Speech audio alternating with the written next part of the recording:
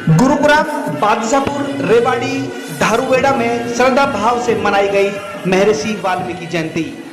झांकी निकाल कर दिया संदेश। रामायण की शिक्षाओं व संदेश को जीवन में आत्मसात करें आमजन। बादशाहपुर व धारूहेड़ा चुंगी पर कार्यक्रम का किया गया आयोजन। जयंती के अवसर पर क्षेत्र के गणमान्य लोगों ने की शिरकत। जयंती के अवसर पर समाज द्वारा गणमान्य लोगों का किया गया सम्मान।